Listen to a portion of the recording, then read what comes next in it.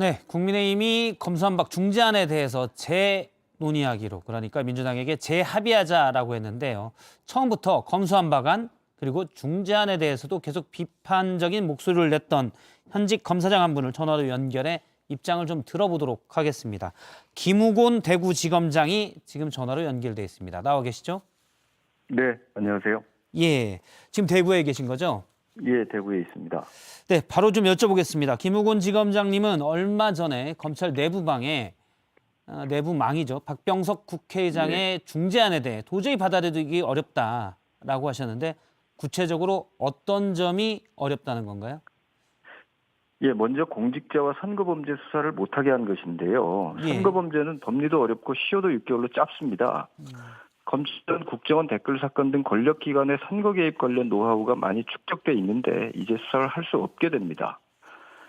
시효와 관련해서 6월 지방선거 사건은 금년 11월 말까지, 예. 그다음에 지난 대선 사건은 9월 8일까지 처리를 해야 하는데요. 중재안에 따르면 4개월 후, 즉 8월경에 모든 선거 사건을 경찰에 넘기고 검찰이 수사 중인 사건을 경찰에 넘겼다가 또다시 송치를 받습니다. 다시 받아가지고 대선 사건은 9월 8일까지, 지방선거 사건은 11월까지 처리를 해야 됩니다. 이게 가능하겠습니까? 사실상 선거범죄 적발이 불가능하게 되는 것인데 이것을 두고 여러 말들이 나오는 것이라고 생각을 합니다. 여러 말이라면 어떤 말씀이니까 뭐 정치권에서 정치인의 야합으로 본인들은 수사 대상에 제외됐다 이런 말씀이신가요? 뭐 그런 평가들이 나오는 것으로 알고 있습니다. 일단 구체적으로 하나만 더 여쭤보면 그러면 이번 지방선거에 만일 선거 사범이 있다면 지금 김 지검장님의 말은 제대로 수사하기가 어렵다는 얘기인가요? 제대로 수사하기가 어렵죠. 검찰이 직접 수사를 해도 6개월 동안 수사하기 어려운 사건들이 있을 수 있지 않습니까? 예. 금품살포가 대량으로 되는 경우라든가 또는 권력기관이 개입했다라든가. 그런데 그런 사건들을 수사를 검찰이 일단은 시작을 할 수는 있죠. 그런데 이 법이 4월에 통과되면 8월에는 경찰에다 넘겨야 됩니다. 예. 그러다가 경찰에서 또 수사를 하고 최종적으로 이 죄가 있다면 11월까지 검찰이 법원에 기소를 해야 되는데 이게 그렇게 쉽게 그렇게 끝날 수 있는 게 아니거든요. 가능하지 않다는 말씀이시군요. 굉장히 어렵다고 생각합니다. 김우곤 지검장님은 다른 쪽에서 민생 입장에서 사실 뭐 정치인 예. 수사야 그렇다 치고 대형 참사를 검찰이 직접 수사 못하게 되는 거는 더 중요하다라고 했는데 그건 어떤 말인가요? 사실 저희들이 뭐 이것보다는 국민들의 삶에 큰 영향을 미치는 것이 간과하고 있는 것이 검찰이 더 이상 대형 참사 수사를 못하게 하는 것입니다. 예. 우리가 가습기 살균제 사건이라든가 신축 아파트 붕괴 사건, 대형 산불 사건 등 수사기관이 검찰하고 경찰이 합쳐서 많은 노력을 기울여도 여전히 국민들이 그 원인이 무엇인지 의혹을 갖는 사건들이 많이 있습니다. 어려운 거죠, 그만큼. 그런데 이 법이 통과되면은 대형 참사의 경우 검경이 합동 수사를 하기가 어렵게 됩니다. 법리에 밝은 검사와 현장 수사에 밝은 경찰이 힘을 합쳐서 수사를 하면 얼마나 좋습니까? 예. 송치 이후에나 검사가 사건의 실체를 살펴봐야 한다면은 국민적 관심사인 참사 원인을 찾아내서 억울한 피해자의 원한을 풀어주는 것이 가능하겠습니까? 저는 왜 이것을 막으려고 하는지 이해하기가 어렵습니다. 그럼 이제 이런 사건이 발생했을 경우 처음부터 검찰이 직접 수사를 경찰과 함께 해야 된다는 주장이신가요?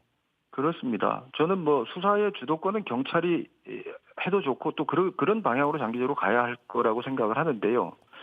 예를 들어서 작년에 LH 사건이 우리 국민들에게 굉장히 열심히 수사해달라는 요구가 많았는데 LH 직원들의 땅 투기 의혹 관련 사건이죠? 맞습니다. 예. 예, 그게 이제 뭐 소위 3기 신도시 사건이라고 하는 것인데 이 LH 사건을 경찰이 중심이 돼가지고 금감원, 뭐 FIU 이런 데도 참여해서 합동수사본부가 만들어져서 굉장히 열심히 했죠.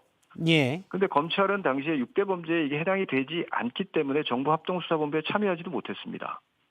그 전에 1, 2기 신도시 투기 수사를 할 때 검찰이 가졌던 노하우를 전혀 펼칠 수가 없었죠. 예. 그러니까 이제 나중에 검찰도 유기적 협력이 필요하다라는 정부 고위 관계자의 발언이 나왔는데 검찰은 수사권이 없어서 유기적으로 협력을 할 수도 없었습니다.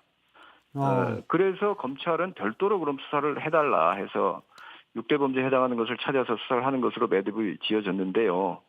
처음부터 이게 검경이 합동으로 수사를 했다라면은 LH 사건에 대한 국민적 평가는 좀 더 좋지 않았을까라고 생각을 합니다. 지금 예. 현행법도 그런 문제가 있는데 죄명이 뭐든지 간에 대다수 국민들이 관심사인 사건에 대해서 검경이 합동 수사하는 길은 그거를 저는 더 열어야 되는 거 아닙니까? 그거를 왜 막으려고 하는지 이해하기가 어렵다는 겁니다. 경찰에서는 이런 주장을 합니다. 물론 이제 복잡한 대형 사건은 기소권을 가지고 있는 검찰이 법리적인 해석을 더 잘할 수 있기 때문에 수사의 가이드를 더 잘 잡을 수 있고 그런 건 사실 있긴 합니다만 검찰이 사회적으로 관심이 큰 사건만 하다 보니 오히려 검찰 수사력만 커진 거다. 이런 식이라면은 앞으로 계속 검찰이 수사를 주도하고 경찰은 끌려가는 것 아니냐. 경찰의 수사력은 어떻게 증대되냐. 그래서 지금부터 검경 수사권 조정이랄지 경찰의 수사력을 증대시킬 수 있는 방안이 필요하다는 주장도 있는데요. 네, 저 장기적으로 이렇게 가야 된다라고 봅니다. 예. 경찰이 수사를 지금도 99%를 하고 있고 뭐 더 주도를 해야 되는 거에 대해서 반대하지 않습니다. 그런데 이제 경찰이 수사를 주도하되 검찰도 수사 개시부터 참여해서 법리도 검토를 해주고 증거 수집을 위한 조언도 해주고 증거 가치도 평가해주면은 더 좋은 수사가 되지 않겠습니까? 경찰이 수사하는 이유는 결국 법원에 가서 나쁜 놈 유죄받고자 하는 것이고 예. 검찰이 공소유지를 제대로 해야 경찰의 수사도 빛나는 것 아니겠습니까? 그래서 검경이 경찰 수사 단계에서부터 협력하는 모델을 저는 만들어야죠. 분리만이 정답은 아닙니다. 지금 말씀은 그러면 앞으로도 기소권을 가지고 있는 검찰이 경찰과 협력하면서 수사도 해야 된다는 말씀이신가요? 그러면 수사권과 기소권 분리에 대해서도 반대하시는 건가요? 예, 수사권하고 기소권 자체가 분리 불가능한 것이라고 저희는 배우고 조금 전에도 말씀드렸듯이 검찰이 경찰의 수사를 법리적으로 참여해주고 하는 것은 결국은 제대로 된 기소를 하고 공소유지를 하기 위한 것입니다. 이거는 분리할 수 없는 거를 지금 한다는 것인데 예. 저는 그 잘못된 주장이라고 생각을 합니다. 검찰 개혁의 큰 틀이라고 하면서 사실은 수사권과 기소권을 분리하는 게 큰 움직임이라고 계속 나왔었거든요. 네네. 예. 그런데 지금 김우곤 지검장님의 말은 그게 지금 바람직한 방향은 아니다라는 얘기군요. 그게 그렇죠. 그리고 미국의 FBI나 미국 연방 검찰의 관계도 보십시오. 예. 수사 지휘권을 가지고 지휘를 합니다. 다만 직접 수사는 FBI가 다 하죠. 그러나 연방 검찰이 처음부터 FBI 수사에 참여를 해서 여러 가지 조언도 해주고 예. 이렇게 증거를 수집해야 법원에 가서 유죄를 받을 수 있다. 이게 수사 협력 모델이거든요. 예. 장기적으로 저는 그렇게 가야 된다라고 생각을 합니다. 수사를 협력해야 된다는 말씀이지. 그러면 사실 결과적으로 협력하려면 검찰도 수사권을 가져야 된다는 얘기고요. 가져야 협력을 할 수가 있죠. 예. 수사권이 없으면은 송치된 이후에나 겨우 경찰의 수사 기록을 보고 판단하는 것인데 그때는 상당히 여러 가지 문제가 발생할 수 있는 겁니다. 김우곤 지검장님은 사실 예전에 법무부에 있을 때 네. 조국 전 법무부 장관의 청문회 준비 단장을 하지 않았습니까? 사실 그렇습니다. 조국 전 장관은 수사권과 기소권 분리를 강력하게 얘기해왔던 거거든요. 근데 지금 입장은 좀 다른 것 같은데요.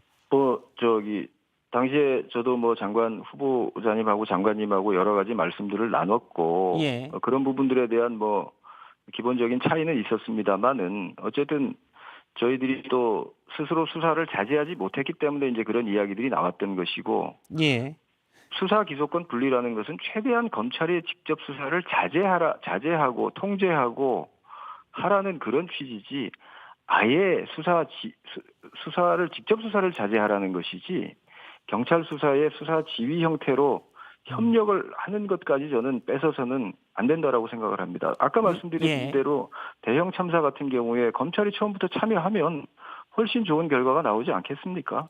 그렇다고 검찰이 경찰관들분들하고 같이 현장을 뛰어다니고 예. 이렇게 하면서 경찰에 간섭하고 이런 게 아니죠.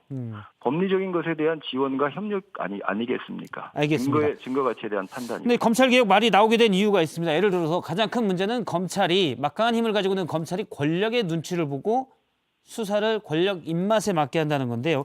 예를 들어 문제가 된 게 지난달 28일이죠. 이른바 산업부 블랙리스트 의혹에 관해서 대대적인 압수수색을 했습니다. 그런데 이 사건은 원래 문재인 정부 초기에 고발이 된 사건이거든요. 대선이 예, 예. 끝난 뒤에 그러니까 예. 문재인 정부에 좀 부담이 될 만한 수사는 안 하다가 대선에 윤석열 당선이 이긴 뒤에 들어간 건 아니냐. 역시 권력의 눈치 본 것 아니냐는 비판이 나오고 있습니다. 이건 어떻게 보십니까? 이런 일들 때문에 검찰개혁 얘기가 나오는 게 아닐까요? 그럼 제가 이렇게 한번 여쭤보겠습니다. 만약에 그러면은 그게 대선 이전에 압수수색이 이루어졌다면, 대선 예. 이후에 압수수색한 것이 권력 눈치 보기로 한다면, 대선 이전에 압수수색을 했다면 눈치 보지 않고 수사했다라고 평가 받았을까요? 오히려 특정 후보나 정당의 불리한 수사를 갑자기 선거 직전에 예. 압수수색을 함으로써 선거에 더 크게 개입했다는 의혹을 받았을 것이라고 저는 생각을 합니다. 알겠습니다. 약간 뭐 이연령 비연령 같은데요. 그래서 수사팀은 선거 이후에 압수수색을 한 것으로 저는 알고 있습니다. 알겠습니다. 사실 시기는 다르게 하면 더 오해를 받을 수 있었다는 말씀이군요. 그렇습니다. 알겠습니다. 일단 오늘은 여기까지 얘기를 듣도록 하겠습니다. 김우곤 대구지검장이었습니다. 고맙습니다. 네, 감사합니다.